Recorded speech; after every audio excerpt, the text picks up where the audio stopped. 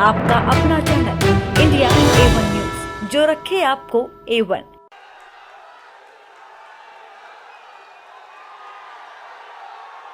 भारत माता की, भारत माता की, इनकलाब, इनकलाब, वंदे वंदे। आप उन्हीं कहने यहां से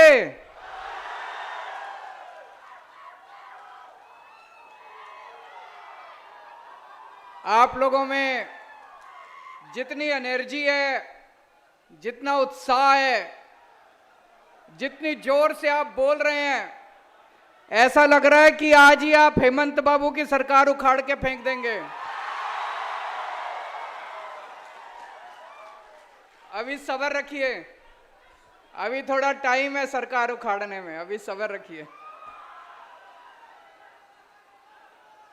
दोस्तों,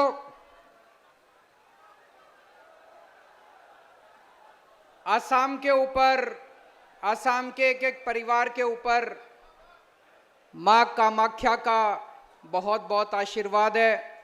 सबसे पहले मैं मां कामाख्या के चरणों में वंदना करता हूं।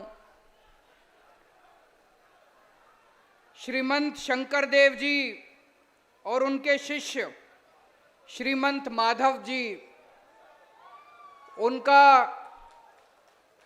असम के विकास में, असम में बहुत बड़ा योगदान रहा। उनको मैं नमन करता हूं।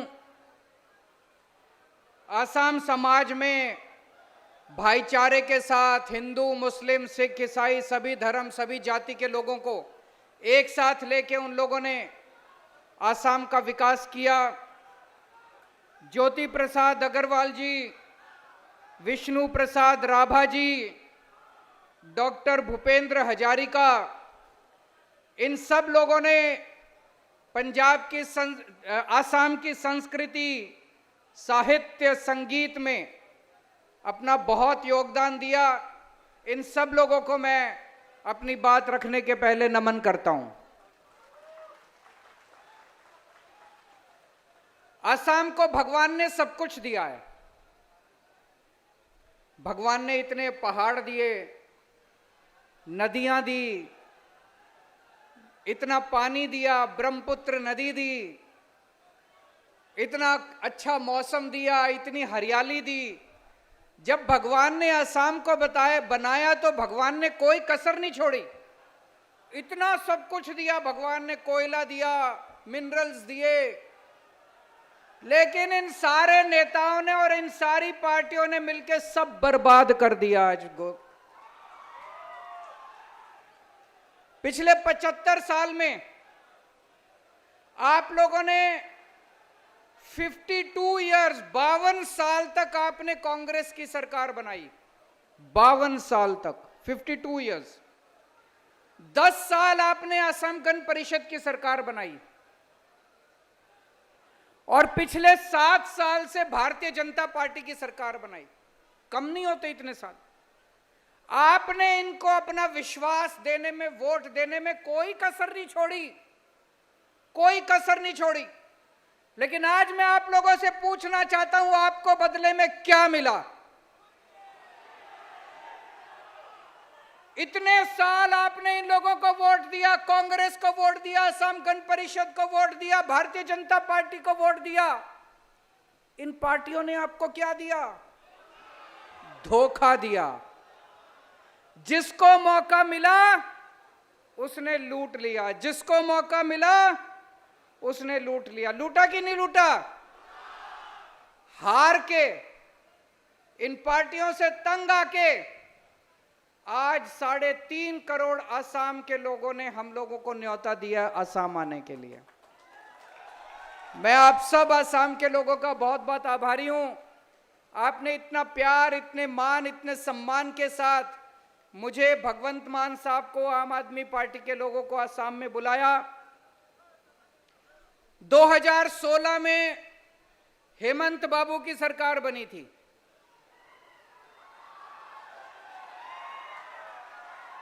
2015 में दिल्ली में मेरी सरकार बनी थी।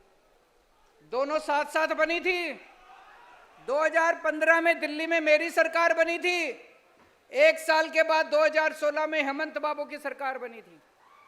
आज दिल्ली को हमने बदल के रख दिया 7 साल के अंदर। स्कूल, अस्पताल, बिजली, पानी, सड़कें, शानदार दिल्ली बना दी हमने। हेमंत बाबू ने क्या किया 7 साल में?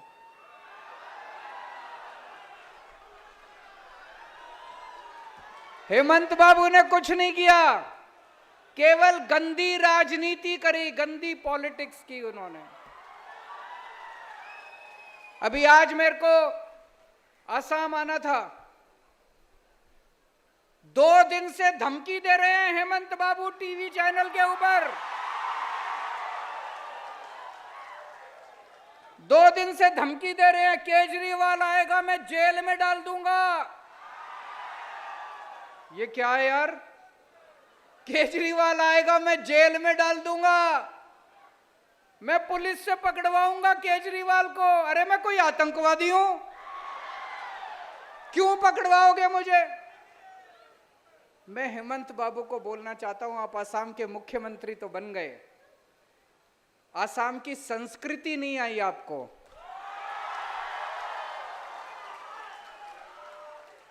असम के लोग बहुत अच्छे हैं, असम के लोग बहुत प्यारे हैं, असम के लोग अपने अतिथि का स्वागत करते हैं। असम के लोग अतिथि आता है तो अपने घर ले जाके खाना खिलाते हैं, चाय पिलाते हैं, आदभगत करते हैं। असम के लोग जेल भेजने की धमकी नहीं देते। तो मैं हेमंत बाबू से निवेदन करता हूं, आप मुख्यमंत्री बन गए, थोड़ी सी असम की संस्कृति सीख लीजिए आप। और आज इस मंच से मैं हेमंत बाबू को आमंत्रण देता हूं कि जब दिल्ली आए तो मेरे घर चाय पीने के लिए आइएगा। अगर समय मिले तो थोड़ा खाना खाने के लिए भी आइएगा। मैं आपको दिल्ली घुमाऊंगा अपनी गाड़ी में। आपने तो 7 साल में कुछ नहीं किया, मैं आपको दिखाऊंगा दिल्ली में हमने कितने शानदार स्कूल बना दिए। मैं आपको दिखाऊंगा दिल्ली में कितने शानदार मोहल्ला क्लिनिक बना दिए, अस्पताल बना दिए। तो हेमंत बाबू को आज मैं आमंत्रित करता हूं। आज मैं यहां पे आने के पहले मैं कई असम के, गुवाहाटी के युवाओं से मिला। आज इतनी बेरोजगारी है, इतनी बेरोजगारी असम के अंदर है कि नहीं है? जो पढ़े लिखे हैं वो भी बेरोजगार घूम रहे हैं, जो कम पढ़े लिखे हैं वो भी बेरोजगार घूम रहे हैं। एक एक युवा चीख चीख के कह रहा है कि मेरे को रोजगार चाहिए, मेरे को रोजगार चाहिए, मेरे को रोजगार चाहिए। हेमंत बाबू के पास टाइम नहीं है उनकी चीख सुनने का। हेमंत बाबू ने पिछले चुनाव के पहले बोला था हम बेरोजगारी दूर करेंगे, बेरोजगारी दूर हुई। सरकार कहती है 25 लाख बेरोजगार हैं असम के अंदर। 25 लाख नहीं है, कम से कम 50 लाख से ज्यादा बेरोजगार है असम के अंदर। लेकिन क्या किया इन्होंने बेरोजगारी दूर करने के लिए? कुछ नहीं किया इन्होंने। इनसे तो पेपर नहीं होते, पेपर करते हैं, पेपर लीक हो जाते हैं इनके। पेपर लीक इनसे। जिस सरकार से पेपर नहीं होते वो क्या सरकार चलाएंगे? जिनसे पेपर नहीं होते, एक छोटी सी चीज पेपर नहीं होते, वो क्या सरकार चलाएंगे? दिल्ली में मेरी 8 साल से सरकार है, मान साहब की पिछले 1 साल से सरकार है। दिल्ली में तो पेपर लीक नहीं हुए आज तक एक भी। पेपर लीक क्यों होते हैं? कोई ना कोई अंदर बैठ के मिला हुआ है कि नहीं है? कोई ना कोई अंदर पेपर बेच रहा है। पेपर ऐसे ही थोड़ी लीक हो जाता है कि उड़ के चला गया बाहर। पेपर लीक होता है क्योंकि कोई पेपर बेच रहा है, कोई आपके बच्चों का भविष्य बेच रहा है। किसी को सजा मिली आज तक? किसी को सजा नहीं मिली। क्यों? ये लोग मिले हुए हैं। ये लोग दिल्ली के अंदर पेपर लीक नहीं होते, पंजाब के अंदर पेपर लीक नहीं होते। क्यों? क्योंकि दिल्ली में ईमानदार सरकार है, पंजाब में ईमानदार सरकार है। दिल्ली में पिछले 7-8 साल में मैंने 12 लाख बच्चों के लिए रोजगार का इंतजाम किया। 12 लाख बच्चों के लिए। हम ईमानदार लोग हैं, 24 घंटे जनता के बारे में सोचते हैं। जनता, एक आम आदमी के घर में आज उसका घर नहीं चल रहा, इतनी महंगाई हो गई है, बच्चे बेरोजगार हैं। एक जनता का दर्द समझते हैं हम लोग। 12 लाख बच्चों को मैंने रोजगार दिए। 1 साल हुआ है भगवंत मान को, 1 साल में 28,000 सरकारी नौकरियां इन्होंने दे दी बच्चों को। हमें रोजगार देना आता है। आम आदमी पार्टी की सरकार आएगी तो आसाम के एक एक बच्चे को रोजगार दिया जाएगा दोस्तों। और जिस स्पीड से हेमंत बाबू रोजगार दे रहे हैं, मुझे लगता है 100 साल लगेंगे कम से कम सबको रोजगार देने के अंदर। आज शिक्षा का बुरा हाल है। अभी अभी मान साहब ने बताया कि इनके परिवार में किसी ने स्कूल बनवाया, अपना प्राइवेट स्कूल। किसने स्कूल बनवाया? इन्होंने। इनके परिवार में स्कूल बनवाया है किसी ने, प्राइवेट स्कूल। बताते हैं लाखों रुपए फीस है। जिस प्रदेश के मुख्यमंत्री की पत्नी प्राइवेट स्कूल चलाएगी, उस राज्य के अंदर गरीबों को शिक्षा नहीं मिल सकती। उस राज्य के अंदर कभी सरकारी स्कूल ठीक नहीं होंगे। दिल्ली में भी पहले यही होता था, पंजाब में भी पहले यही होता था। जितने नेता थे, नेताओं के स्कूल चलते थे, बड़े बड़े फलाना स्कूल, ढिमका स्कूल, इतने बड़े बड़े प्राइवेट स्कूल, लाखों रुपए की फीस होती थी।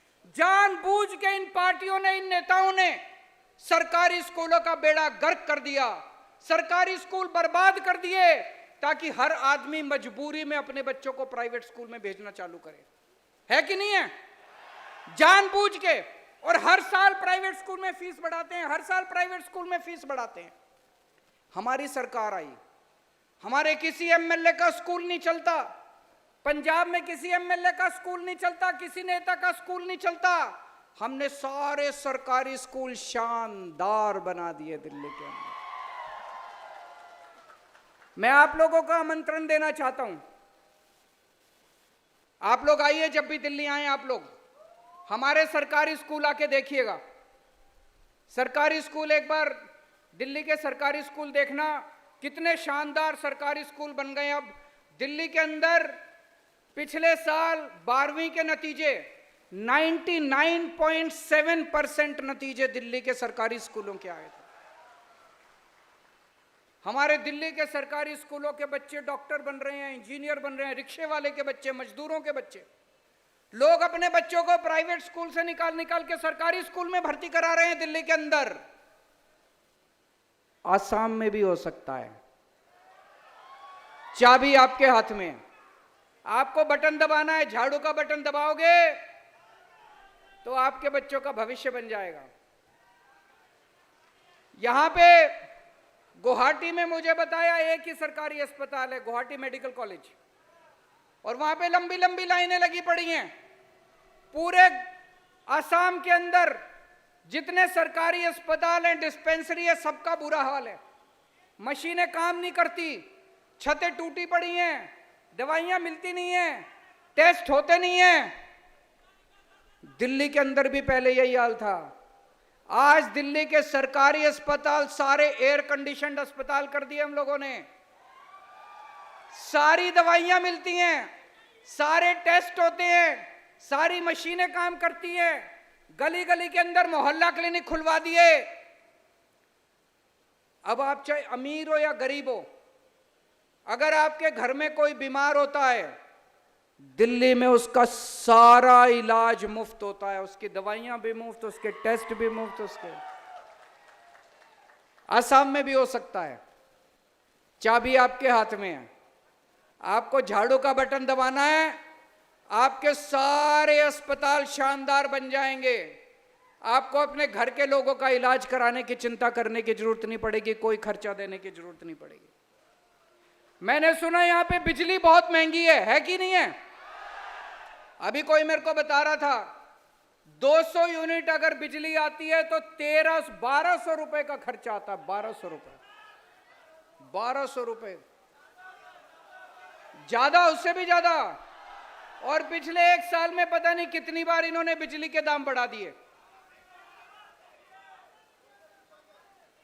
दिल्ली में बिजली फ्री है,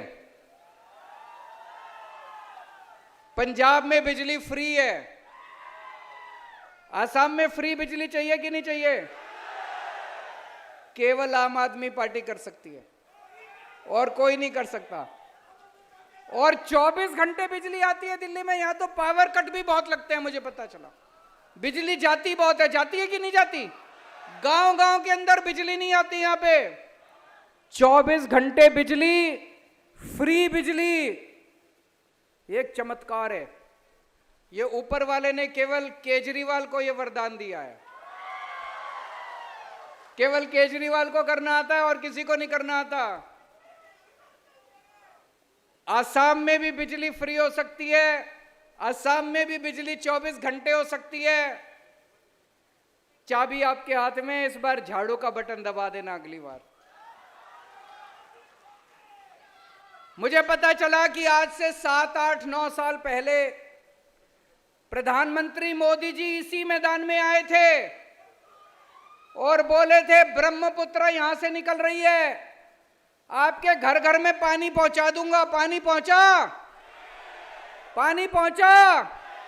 आज केजरीवाल आया है, आज मैं कह के जा रहा हूं हमारी सरकार बना देना, 1 साल के अंदर घर घर के अंदर पानी पहुंचा दूंगा। उनके वादे झूठे हैं, हमारे वादे सच्चे हैं। हम जो कहते हैं वो करते हैं। उनको आपने देख लिया, 10 साल पहले वो कह के गए थे घर घर में पानी देंगे, उन्होंने पानी नहीं दिया। आज मैं कह के जा रहा हूं हमारी सरकार बना दो, 1 साल के अंदर पानी दे देंगे आपको। आज यहां माफिया की सरकार चल रही है, कोयला माफिया, कोयला सिंडिकेट, रेत सिंडिकेट,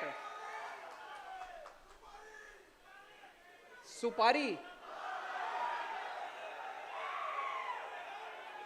इतना हर मामले में इनके सिंडिकेट चल रहे हैं। ये वोट आपसे लेते हैं और काम केवल अपने रिश्तेदारों और अपने दोस्तों के लिए करते हैं। आम आदमी पार्टी केवल जनता के लिए काम करती है। जब मैं दिल्ली में मेरी सरकार बनी, वहां पे शिक्षा माफिया था, टैंकर, पानी के टैंकर का माफिया था, वहां पे इतने सारे माफिया थे, सारे माफिया खत्म कर दिए। पंजाब के अंदर एक एक करके सारे माफिया खत्म कर दिए। असम के अंदर हमारी सरकार बनेगी, ईमानदारी से सरकार चलाएंगे, एक एक पैसा जनता के ऊपर खर्च किया जाएगा।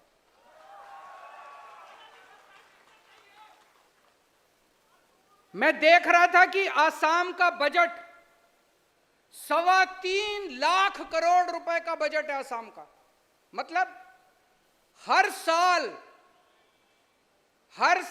असम सरकार आपके ऊपर 3.25 लाख करोड़ रुपए खर्च करती है। इतना सारा पैसा कहां जाता है? ये पैसा आपने कहीं कोई सरकारी काम होते दिखा?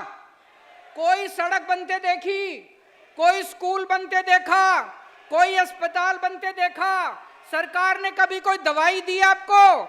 आपके बच्चों की पढ़ाई के लिए कभी कुछ किया? कहां गया ये सारा पैसा? कहां गया ये सारा पैसा? असम के ऊपर 1,23,000 करोड़ रुपए का कर्जा है, कर्जा ले रखा है। कहां गया ये सारा पैसा? खा गए ये लोग। इतना भ्रष्टाचार है, इतना भ्रष्टाचार है।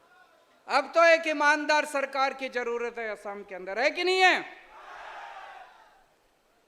दोस्तों, हमारा देश, भारत देश शानदार देश है, महान देश है, महान लोग हैं। मैं आपसे एक प्रश्न पूछना चाहता हूं, क्या भारत जैसे महान देश के प्रधानमंत्री पढ़े लिखे होने चाहिए कि नहीं होने चाहिए? जिस जिसको लगता है प्रधानमंत्री पढ़े लिखे होने चाहिए हाथ खड़े करें। ये कैमरे वाले जरा दिखा दीजिए कि जिस जिसको लगता है कि अनपढ़ प्रधानमंत्री ठीक है, कोई बात नहीं, वो हाथ खड़े करो। भारत जैसे देश के प्रधानमंत्री पढ़े लिखे होने चाहिए। आज 21वीं सदी का भारत है, 21वीं सदी का युवा एस्पिरेशनल युवा है। वो विज्ञान में विश्वास करता है, वो साइंस में, टेक्नोलॉजी में विश्वास करता है, वो अपने लिए रोजगार चाहता है, वो भारत की तरक्की चाहता है। भारत की तरक्की कौन कर सकता है? एक पढ़ा लिखा आदमी कर सकता है। कम पढ़ा लिखा और अनपढ़ आदमी तरक्की नहीं कर सकता। मैंने प्रधानमंत्री जी का एक स्पीच सुना था, कई स्पीच है उनकी, उसमें वो कहते हैं कि मैं केवल गांव के स्कूल में गया था, उसके बाद मेरी कोई शिक्षा नहीं हुई। हमारा देश बहुत गरीब देश है। हमारे देश में किसी का अनपढ़ होना, किसी का कम पढ़ा लिखा होना कोई गुनाह नहीं है। बहुत लोग हैं जो गरीब लोग हैं, अपनी गरीबी की वजह से वो कम पढ़े लिखे हैं, स्कूल नहीं जा पाते, कम पढ़े लिखे हैं, उनको शिक्षा नहीं मिलती। मुझे कोई एतराज नहीं है, लेकिन प्रधानमंत्री को तो पढ़ा लिखा होना चाहिए, है कि नहीं है? अब प्रधानमंत्री जी नोटबंदी, अगर प्रधानमंत्री पढ़े लिखे नहीं होंगे तो कितना खतरनाक बात है। प्रधानमंत्री जी ने नोटबंदी की, नोटबंदी में सारे देश में अफरा तफरी मच गई, कितने लोगों की नौकरी चली गई, कितने लोगों के धंधे बंद हो गए, कितने लोगों की मौत हो गई।